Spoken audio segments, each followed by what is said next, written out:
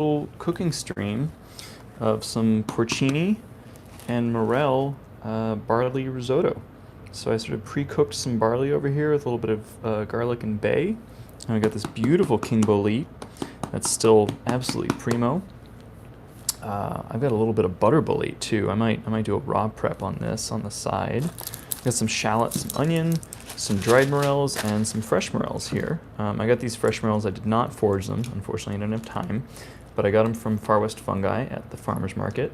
And I'm actually going to go visit Far West Fungi tomorrow down in Monterey. So I'm pretty excited to see their farm again. It's been a while since I've been down there. Haven't seen them since before COVID. So I'm going to go down and see the mushroom folks tomorrow. But right now, I'm going to make some food. So I'll show you guys what I'm doing. So whenever I cook with fresh morels, I usually like to use some dried morels too to kind of like enhance the background umami. Dried morels are wonderful, wonderful culinary allies in the kitchen. Absolutely delicious. And I'm going to use some to help me. There's quite a mixture of different morels in here. I don't know how many different species. It looks like there's like 3 or 4 separate species that I was collecting. But, you know, it's all good. Use my dried morels. So I got some water boiled up. So I'll just let these soak for a little bit. And they'll start to absorb that water. And that water, don't you dare throw that away, because I swear that water is almost better than the actual morels when you go to rehydrate them. Morels rehydrate pretty well, and they get a lot of their texture back. But the real win with a morel is the incredible depth of flavor they gain when you dry them out. They just get so much more umami. It's insane. It's insanely awesome.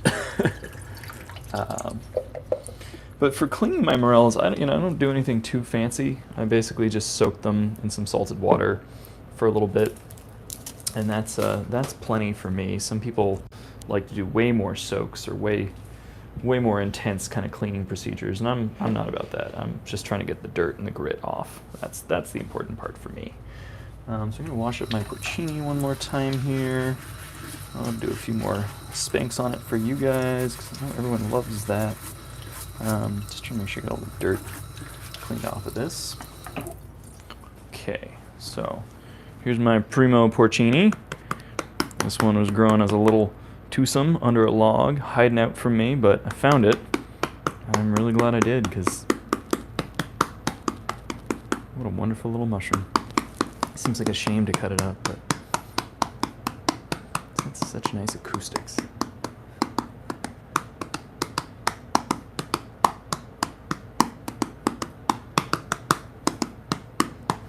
Wish I was a better musician for you guys, but you know, I can barely keep a beat, but beats by boleets, you know what I'm saying? Probably not. Okay, well, I'll point you guys down to the board while I cut this up. So this is a beautiful little porcini king bolete. Oh, look, it's absolutely perfect. No bugs in here. And that's what I can tell by spanking a bolete. You can really get a sense of the density of the mushroom, and that'll tell you a lot about the quality of the mushroom. You know, if you've got some bug damage or something like that, it won't sound so primo. It'll sound a little more hollow, and it'll be crawling with insects on the inside, which doesn't necessarily deter me from eating it, but I think for a lot of people that's kind of a no-go zone, which is totally understandable. I don't blame you. It took me a long time to kind of get over the bug thing. This is such a beautiful mushroom. Oh my goodness. Yummy. So I'm cutting these nice big chunks of this mushroom. I'm going to cook these down in a pan and let them kind of render out before I really cook anything else. One thing I might do though, because I'm going to save a little of this butter bolete to do like a raw carpaccio prep with, and I'll show that to you guys. I was doing it on Instagram the other day, and it's a really fantastic technique. I'm going to cut these pieces a little bit smaller because they're really big. And I like big pieces of bolete in my food, but yeah, I'm gonna save just a little piece of this perfect bolete to do some a raw prep with. So I'll try doing the carpaccio thing with that too. I've done the carpaccio prep with the winter porcini, and I didn't like it that much. I don't really love the flavor of, you know, the quote-unquote porcinis. And this Spring King is technically a porcini. This is Boletus Rex Veris is what this big bolete is. So it's tangentially related to the winter porcini, Boletus edulis, which is sort of the classic porcini. And it slices up so nicely. This is such a pleasing mushroom to like find and cook and work with. It's really, really gorgeous. Oh, look at that texture. It's perfect. Absolutely perfect. Yum. Okay, so I'm gonna go ahead, get my pan rocking over here. So these are gonna go in first, and I'll show you guys, I guess, I'll show you what I'm doing as I go along here. So, okay, so here's my pan. I've got no oil in it, and that's important. When I cook a lot of wild mushrooms, I start them dry, so I'm not actually putting any fat into the pan until later in the cooking process. And the whole point of that is mushrooms are full of water, and it's really hard to get all the water out of a mushroom if you put a bunch of fat in to start. The fat keeps all the water in the mushrooms, and that way you never really cook all the water out of the mushrooms. And so your mushrooms are always soggy, kind of slimy, and no one likes slimy mushroom. Not no one, but many people are averse to the slimy texture of mushrooms, and it's because they were cooked wrong. You got to cook the water out, and then you can go ahead and add all your butter and fat and oil and stuff like that. So what I'm going to do here is I'm actually going to start this off by putting a little bit of water in here. And this is something I really only do with boletes, but it's a great trick because these are sort of, you feel these? They're like big, squishy, spongy blocks, and they'll render a fair bit of their own water, but putting a little bit of water in kind of helps them start rocking and get going. And the other thing I'll do is put a little bit of salt in, because that'll help move things along too and break down some of the cell walls. So I'm going to just put that over medium heat now for probably about 10 minutes. Let those cook down. And I'm going to show you guys another cool trick. And then we'll go ahead and start cooking our morels too, because those also need a good cook. But there's going to be a couple stages to cooking this, just because I want to cook the morels and the porcini separately. But porcini are going to rock, and I'm going to bring it back to the board here and show you how I cut up some. Oops, there goes my knife. Wash that off real quick.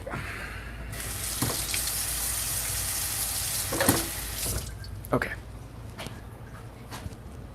So, I've got this beautiful butter bolete and some king bolete. And I'm going to do sort of a raw carpaccio prep on these.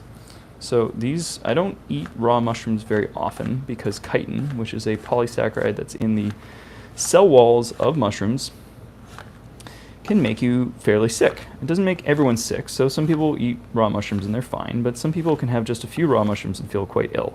It's very variable by person and your system and just all sorts of stuff. So generally I avoid eating raw mushrooms, especially wild ones, because wild ones have all sorts of bacteria and molds and other stuff, and I like the security that comes from cooking them. But I've learned a couple of times now that this butter bolete has just absolutely wild texture when it's raw. It's super tasty, and what I'm going to do is essentially just cut it up and marinate it in some vinegar, or some flavored vinegar or salt, and olive oil, and a little pepper and stuff. And I want to try, you'll see that this is sort of slowly, erratically turning blue once I cut it. That's what butter boletes do. King boletes do not do that, though. They don't turn blue when you cut them. But I like this method so much with the butter bolete that I figured I'd try it a little bit with a king. I'm less crazy about the texture of kings and also the flavor of kings, but I liked this method a lot, so I figured I'd at least give it a shot, just to know how it stacks up against the winter bolete. So I've got these here. I'm gonna go ahead and grab a couple of things. So just watch these. Check out the butter bolets as they stain blue.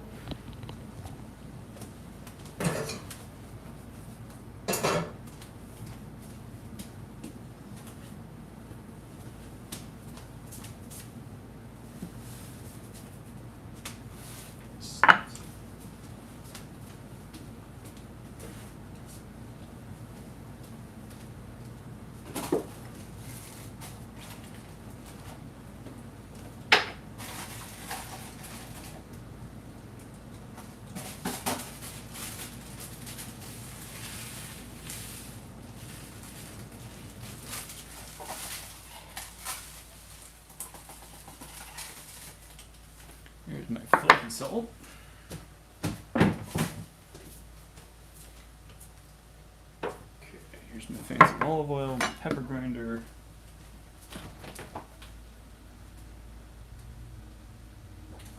Got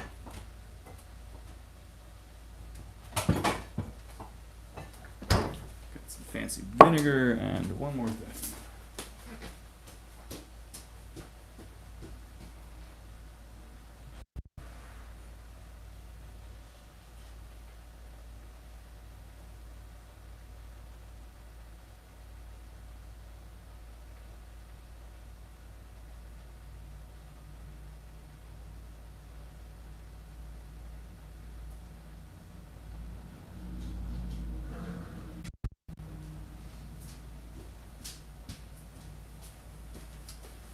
Had to go grab myself some basil from the garden.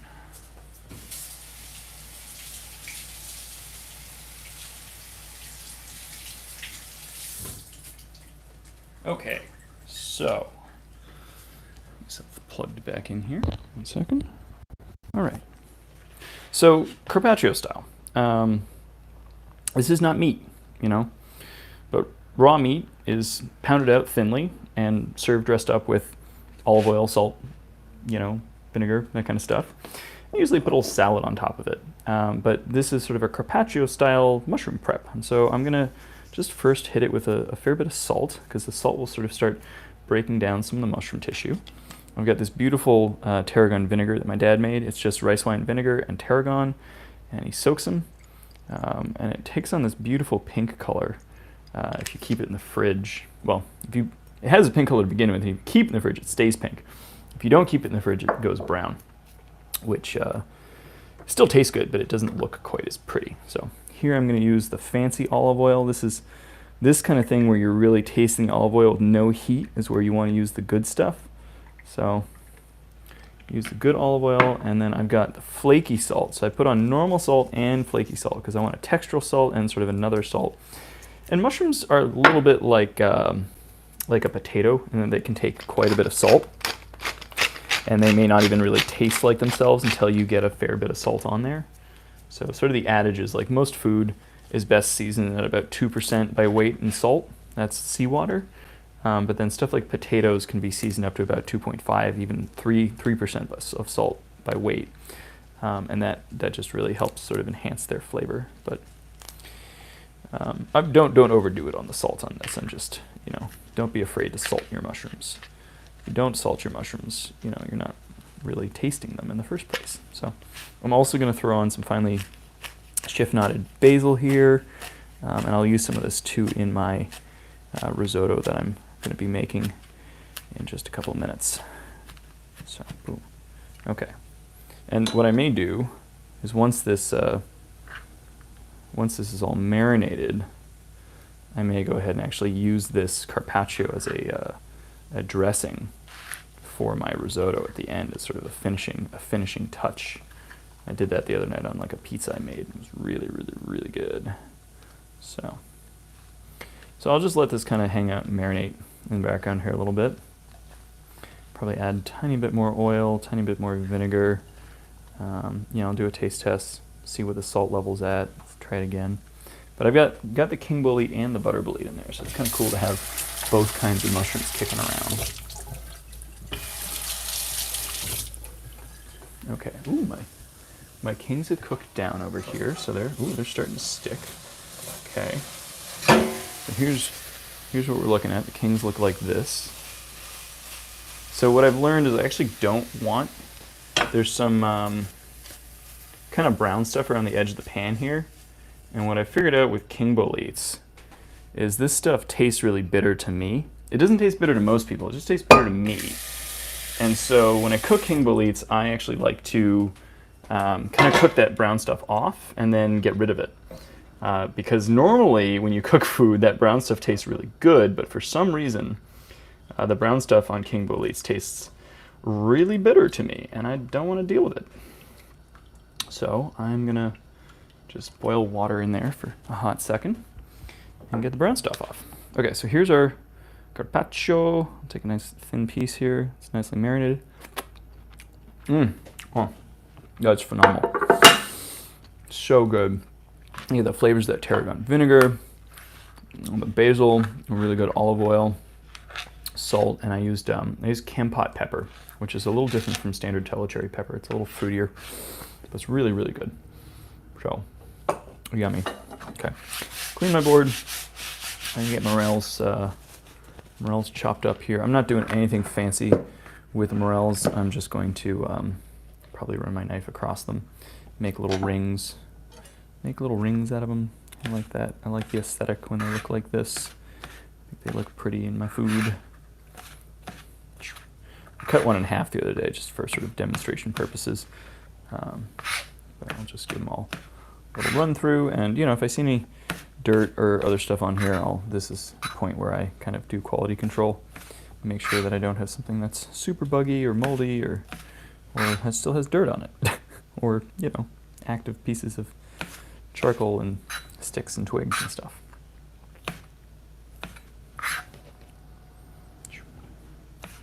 It's been a tough year for morels here in California. We did not have a whole lot of spring rain, and that made finding morels this spring quite the undertaking. I did find some, but some of it was pure luck, and some of it was just hard work, diligence, putting myself in the right habitat for a long enough time, and starting to kind of get a feel for where things actually were, because normally in like a good year they're just everywhere in a burn, and it was not like that this year. We were in perfect habitat, but it wasn't until you got to like wetter areas or down in a creek bed or, you know, something sort of very special that allowed the morels to nucleate and come up in any appreciable number. So it was, you know, last year I had a much easier time finding them. I also had a good wet burn to go to, and this year I haven't been to the same sites. I've been to a lot of burns. I was trying out spots, but it didn't really pan out the way that I had hoped.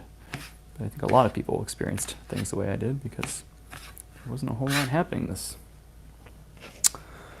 spring in the world of morels, in the world of rain.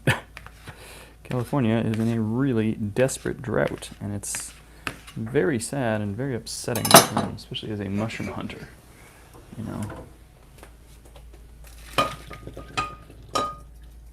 Okay. Just cleaned up my pan, so it's gonna be ready. I'll go stick the morels, some morels in the pan, and I'll finish chopping up the rest.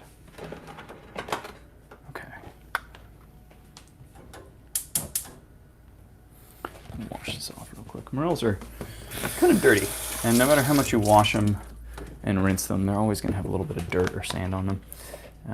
That's just life.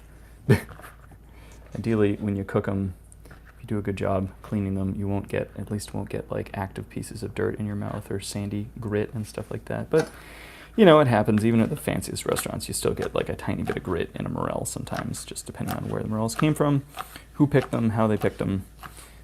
Stuff like that. So again, I'm going real rustic on these. Just trying to get them cut up. Okay. So I'll take you guys over and show you the morels as they cook down. And this is going to really be the start of our dish, because the morels will go in, and I'll put the alliums, the onion, and the shallot in on top of them, and you'll see this sort of creamy morel barley risotto come together.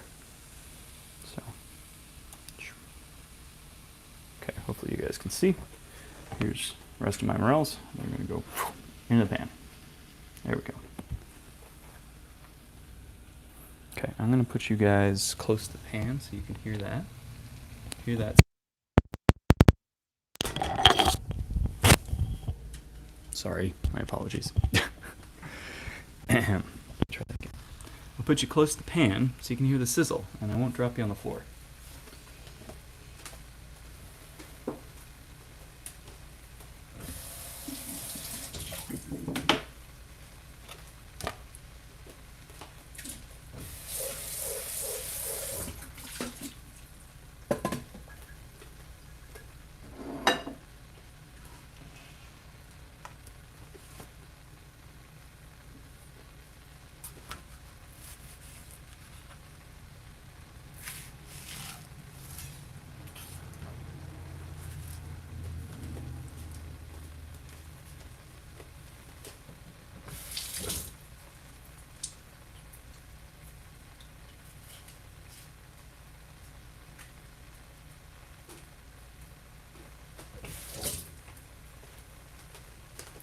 So on the board here, I'm just cutting up an onion. You guys know what that looks like.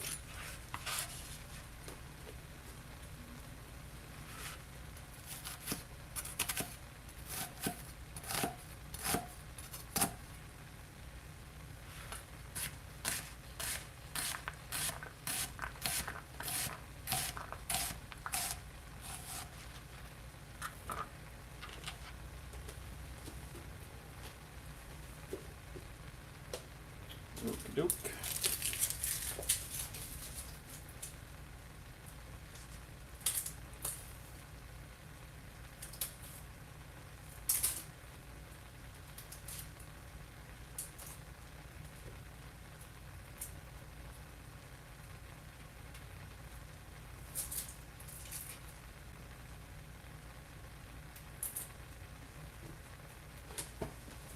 All right. Those morels are looking good. When you soak morels, they take on a lot of moisture. And some people don't like doing that because they want their mushrooms to be dry. Because they want to like batter and fry the morels. And I like that. I definitely like that treatment. These ones weren't really big enough to do it. And I wanted to make this risotto. But if you wanted to cook all the water off or get all the water off without just cooking them down like this, you can just put them in a salad strainer. And that'll really quickly dry your morels off. So there's a quick hack you can use.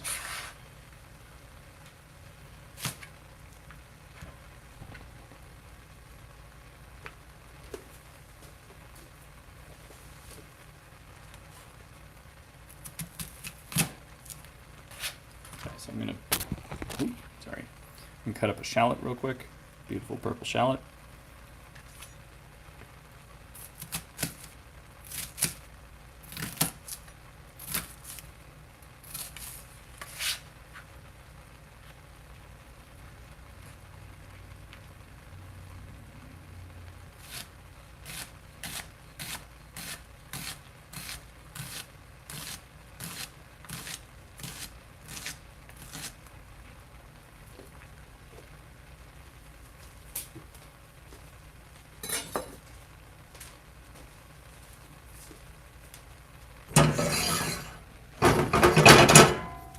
So I'm just trying to cook all this water off here. I need to turn the heat up a little bit too. As soon as I get the water cooked off, then I can go in with some butter, and I'll go put the boletes back in and get them browning for a little bit, and then I'll throw in the alliums too to start wilting down.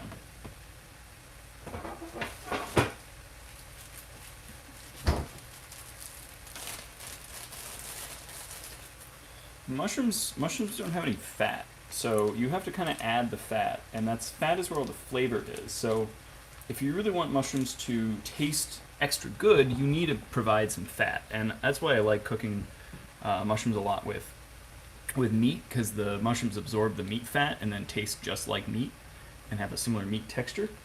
But this is a vegetarian dish. I might put a tiny bit of like chicken stock in or something like that, but for the most part it's going to be just vegetarian. I just keep it pure mushroom, just to sort of keep the purity of flavor, you know? But I see that water cooking off, and that's a good thing.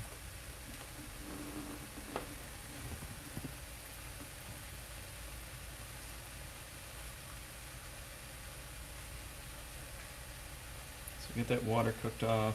These morels rendered down.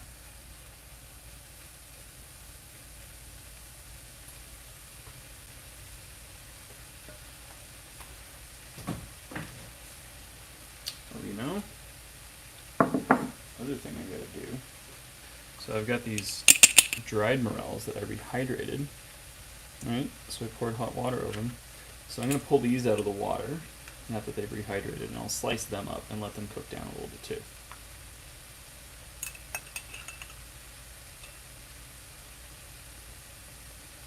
It's really important to cook morels well. You don't want to just flash them in a pan, because morels contain a compound which is actually, like when they're raw, it's toxic. If you eat a raw morel, you will get sick. And it's the same thing that's in the false morels, the geomitra. It's a compound called monomethylhydrazine that is a carcinogen, and it's a neurotoxin, and it's just bad news all around. But good news is that it's really easy to cook off. It's very volatile, so as soon as you put heat to morels, it goes away. But you want to cook your morels well. You don't want to just give them sort of 30 seconds in a hot pan. You want to give them a full 5 to 10 minutes, really cooking down, rendering down. It'll make them taste better too. So all around it's a better idea. So here's our dried ones going in. In we go. Just let that cook down for a second.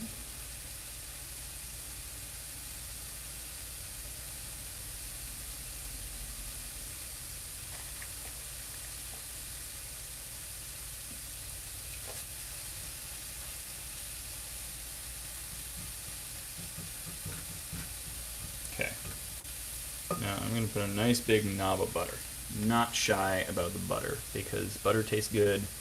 And like I said, mushrooms don't have any fat, so I'm adding the fat.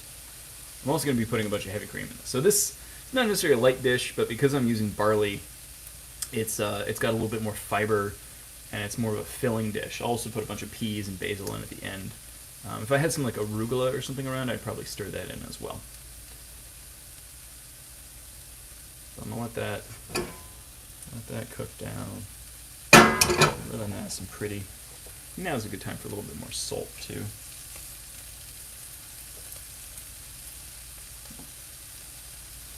So here's the porcini I pulled off, my cooked porcini. And I'm going to go ahead and drop this in.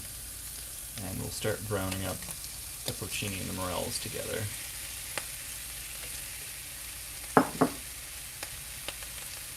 So I'm going to give this, I'll turn the heat up here too, because I really want to kind of develop umami flavors at this point.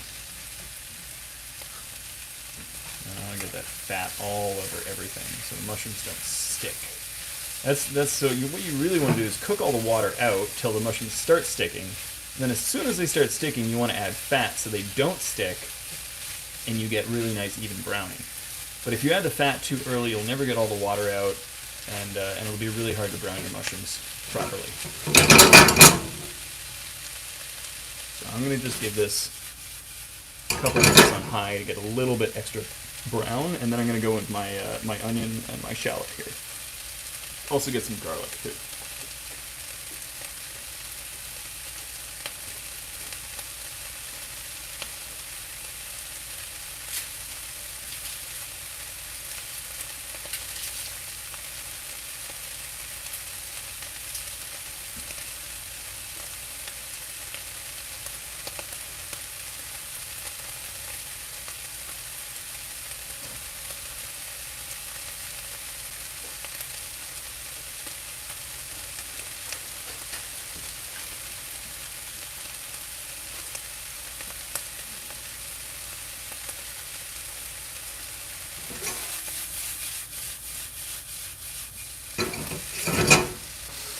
Oh, that smells heavenly. My goodness. Yummy. I really like this kind of wok-shaped saucepan too, because it's nice to be able to push stuff up on the side as you want to add new ingredients to the center where it's the hottest. It also makes it really easy to just do the toss, right? Makes you look fancy.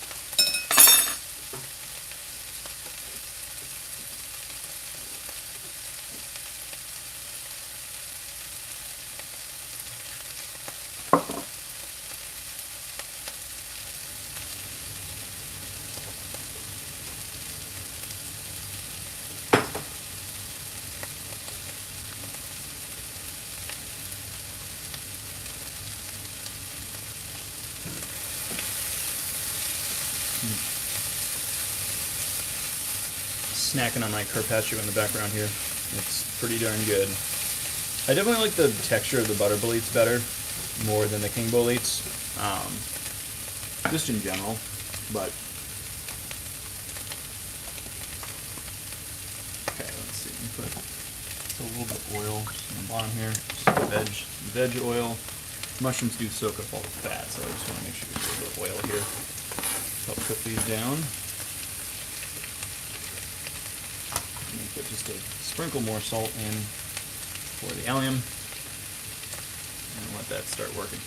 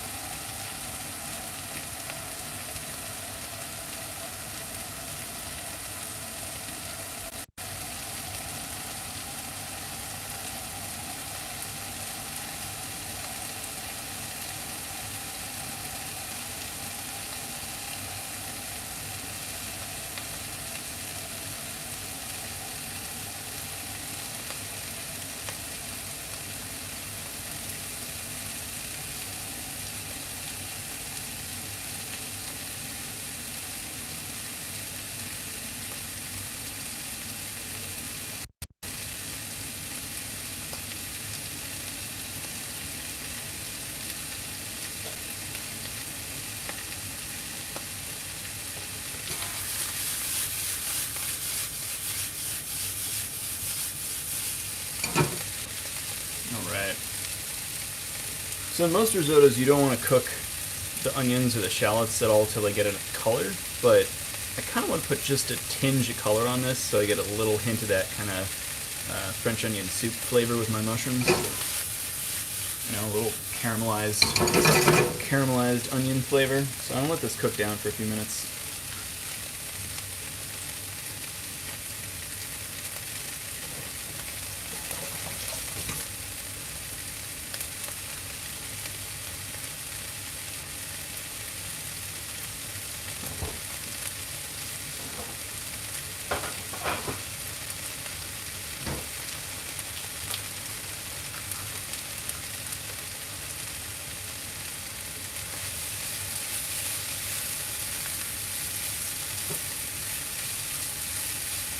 Man, that smells so good. I just went and picked some thyme and rosemary as well, which I'm going to put in here as soon as I start adding the broth to this dish.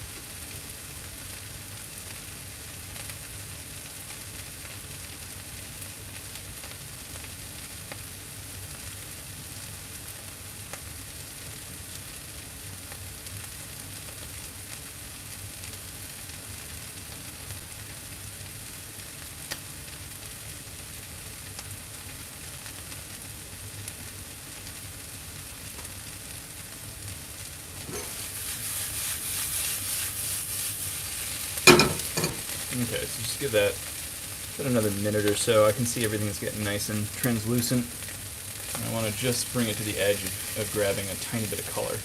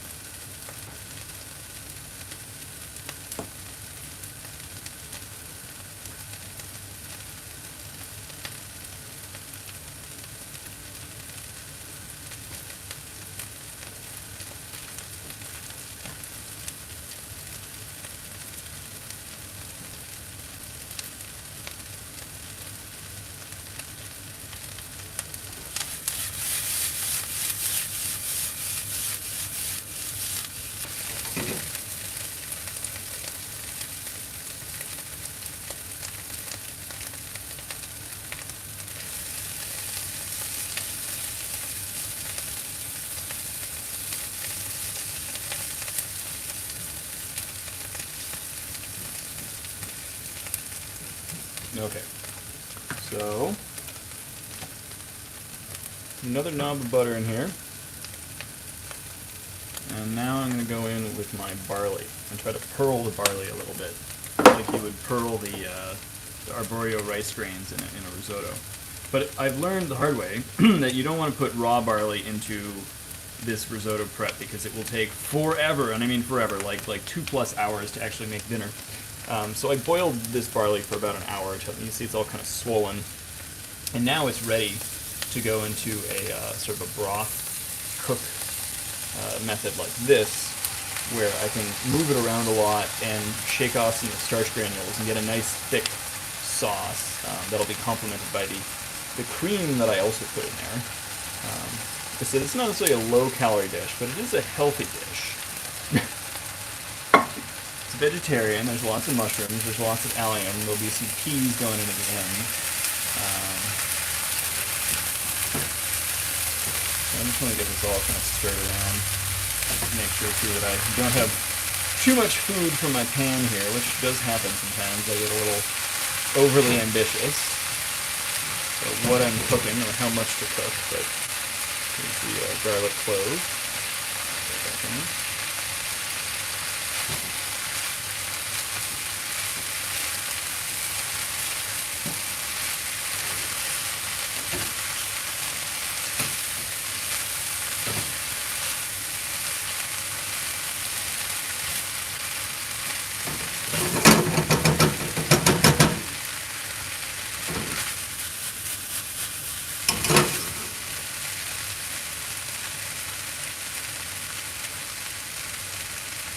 So I'll let this pearl for a minute or two. Again, trying to just brown stuff a little bit and creating a little bit more of that background umami, that deliciousness that will permeate and infuse the dish when it's all done. And then I'm going to go ahead and deglaze it. And to deglaze it, I've got some sherry vinegar and I've got my morel soaking water from earlier.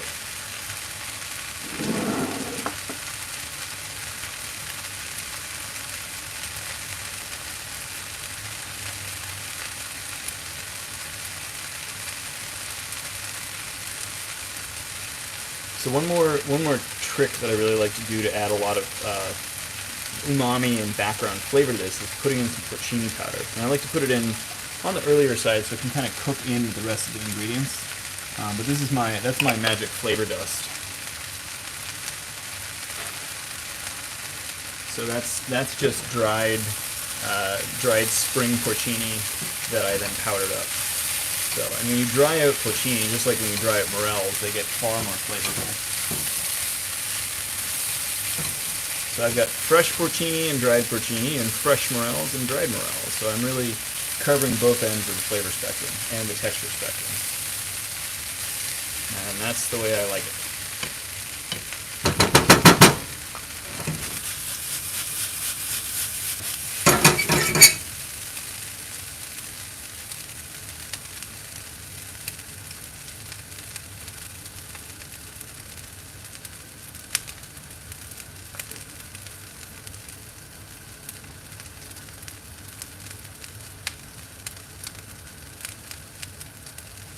Okay, so I'll probably go in with about a half cup of this sherry.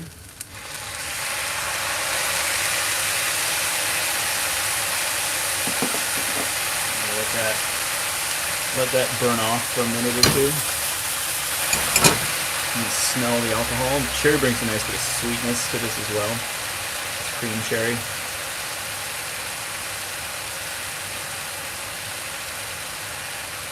I'll go ahead and add my morel water.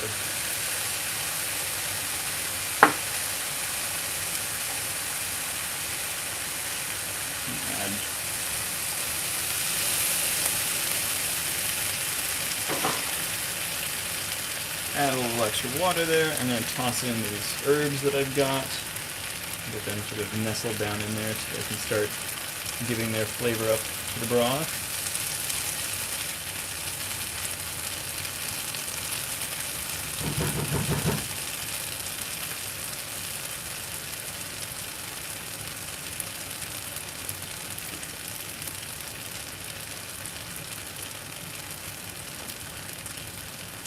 So ideally, this barley will give me enough starch to make it a nice thick thing. But if you wanted it to be even thicker, like a risotto, you could always take some rice starch, mix it up with water, and then pour that in, and that'll give you that nice thickness that you get in a risotto. But I think when I put the cream in here to reduce, it'll help it get nice and thick.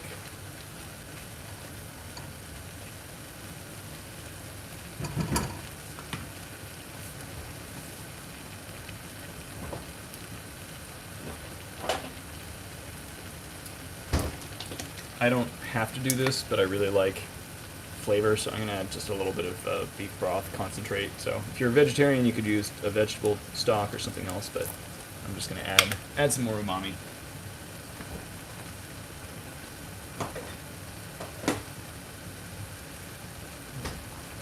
So that's just the equivalent of adding, like, you know, a cup or two of beef stock.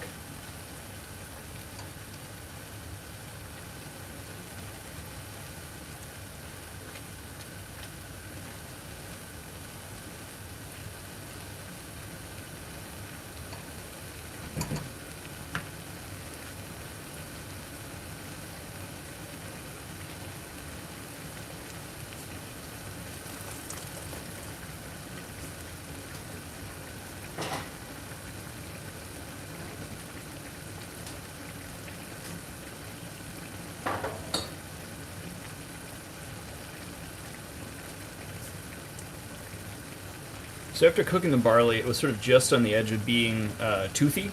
So it was still relatively raw. I might have even cooked it more if I were going to put it in a salad or something like that.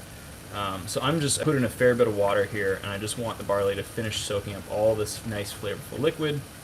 And as I stir it around, hopefully the edges of the barley will start to kind of wear off and slop off some starch, just the way that rice would when you're making a real risotto.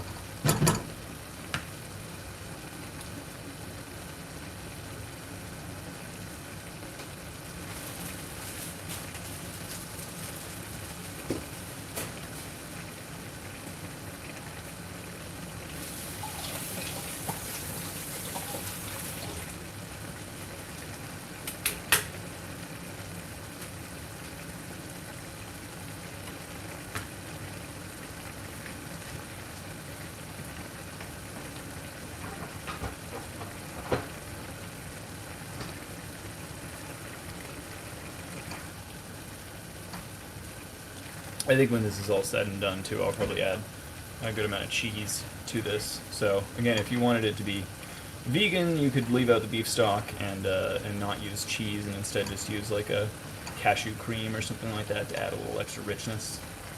You could infuse your cashew cream with porcini powder, and that would really bump up the umami, you know, and keep it all pure mushroom flavor.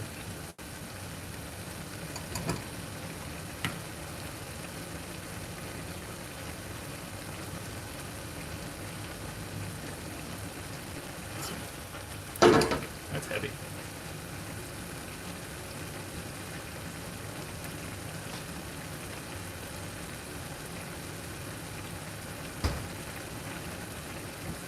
So once this reduces a little bit more, I'm going to go ahead and add cream, but I'm going to just give this a solid couple of minutes to cook.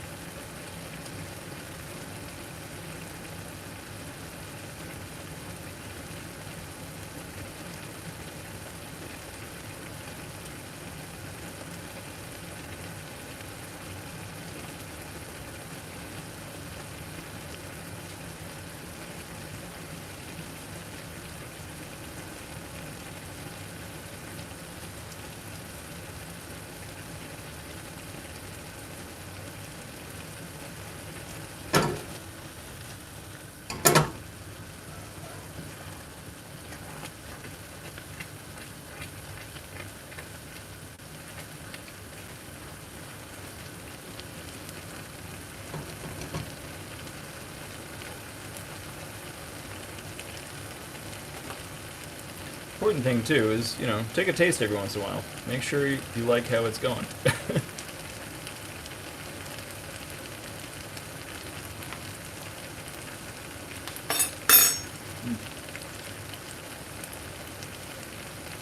It's good, but that barley is still super chewy.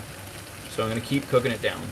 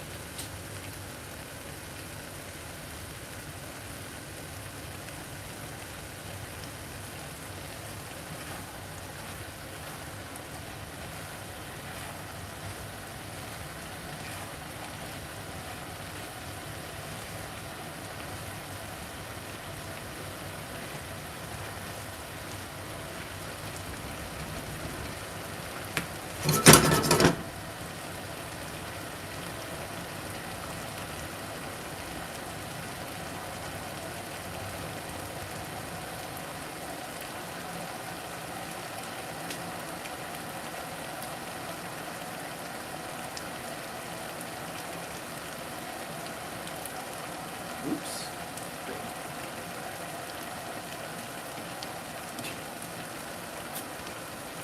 Shelled a clove of garlic that I forgot to put in there, so oh well. I think the onion and the shallot will be plenty nice onion flavor.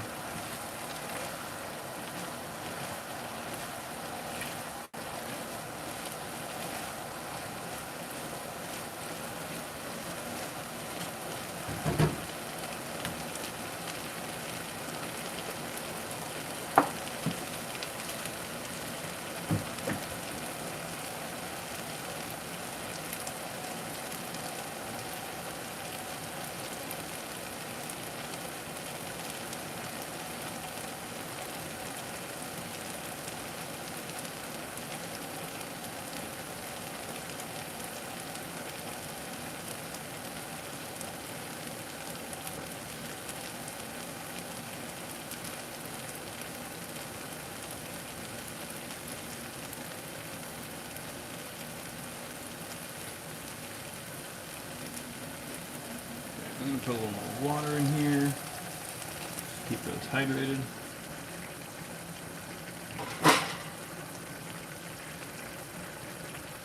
So once this gets cooked down again, I'll add cream. And then this dish will really start to come together. And we'll finish with some delicious cheese. Oh, and these awesome snap peas.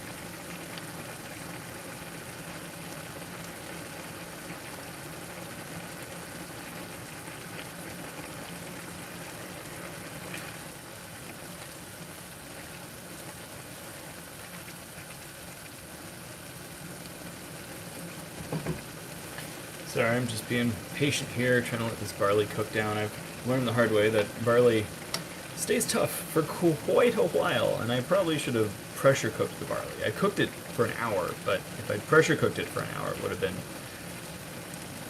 pressure cooked for 3 hours, basically, or the equivalent of 3 normal hours.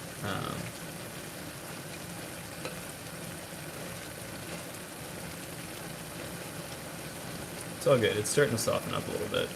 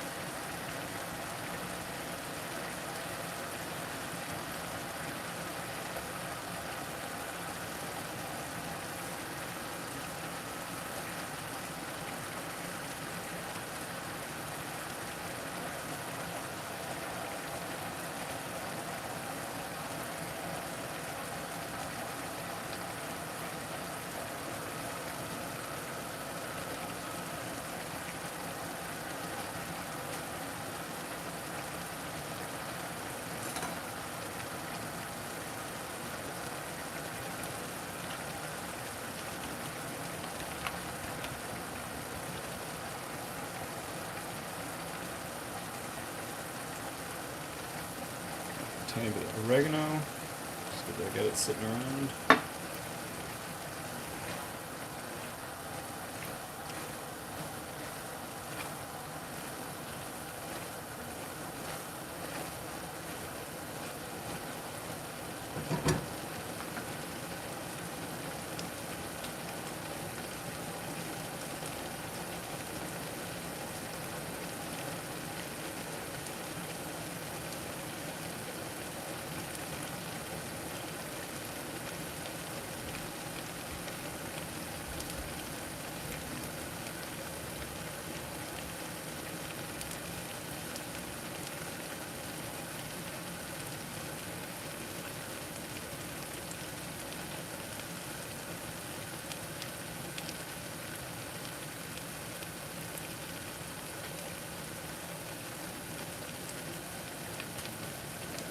No one's watching anyhow, so I'm just going to do one more round of water because I really want this to be nice and tender.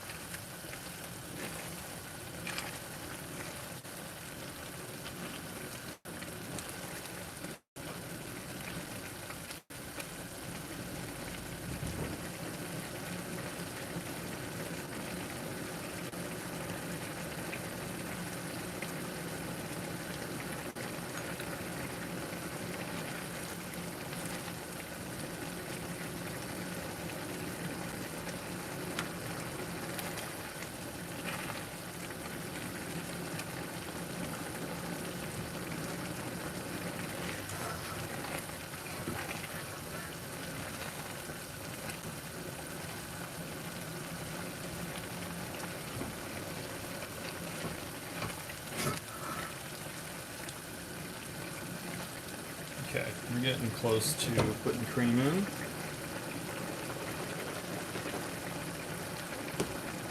We got some nice heavy cream here. There we go.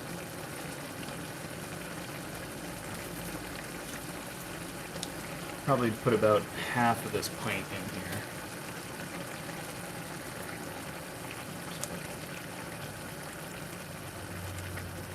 Whoa, there's a nice big chunk of fat. Let me see if I can get that out. Yeah, there we go. That's the good stuff. That's the creamy stuff.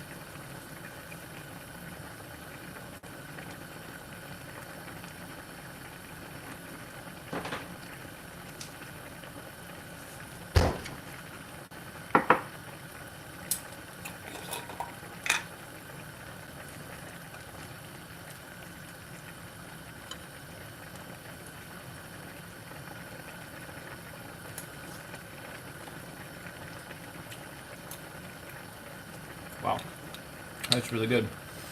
I'm gonna go ahead and add a spoonful of this special cashew miso that I got from my friend Elena at Shared Cultures. They make some really awesome specialty specialty fermented products. So I'm just gonna try to dissolve this miso a little bit. And this is one of my favorite hacks to do with any cream sauce, is add just a little bit of miso, especially sort of a fancy or cool miso, because you add a really unique umami element component to this. You could also do something to add mustard, have a pretty similar effect, but mustard has less umami and more vinegar, so I like the saltiness and the umami that I get from adding a little bit of miso to something like this. So I'm gonna jack the heat up one more time and just reduce this down until it gets really thick and creamy. And we'll go in with our peas, and we'll finish up with some cheese.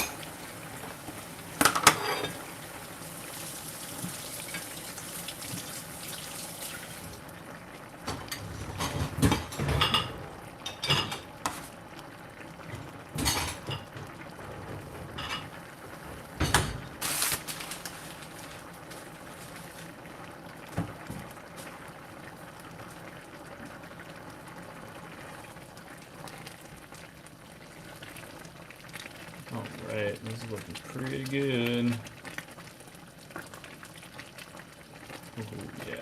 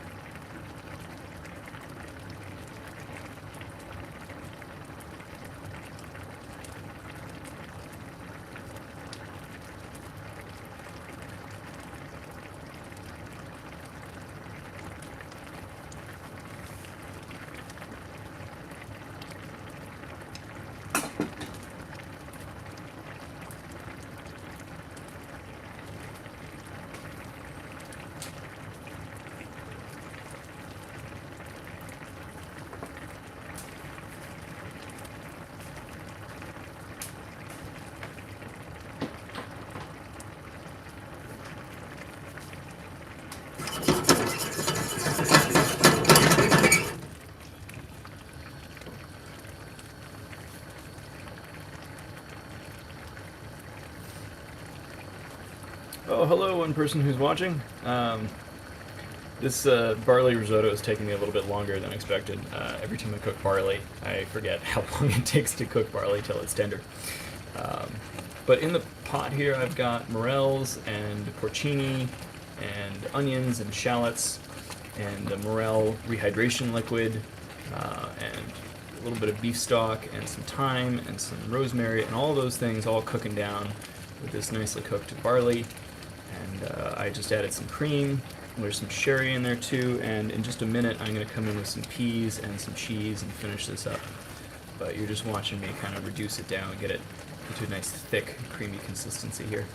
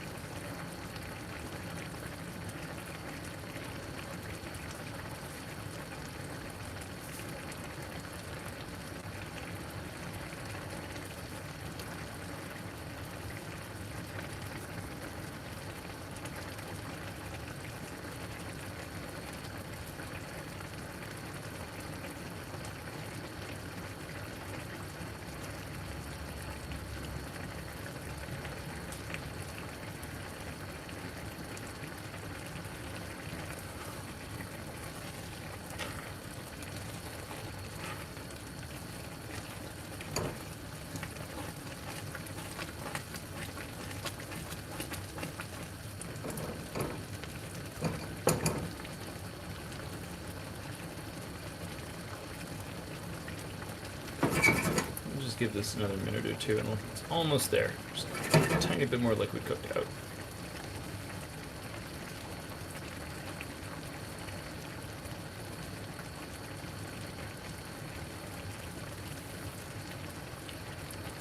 Again, do a taste test to make sure I like where it's at.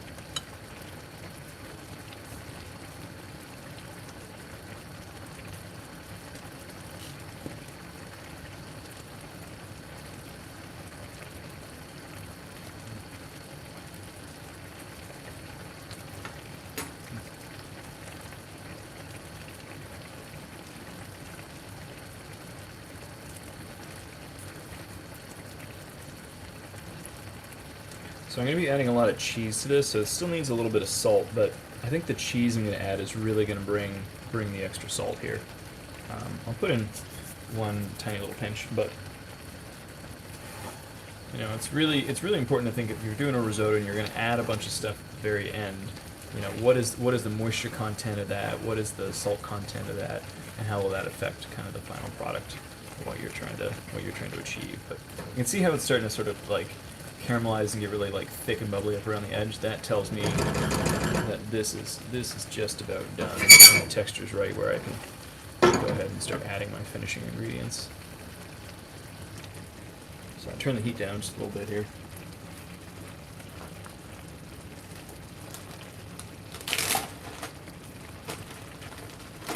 I've got a whole bunch of leftover aged Gouda that was grated. So I'm going to dump that in here. Stuff's really savory, really umami, and has a lot of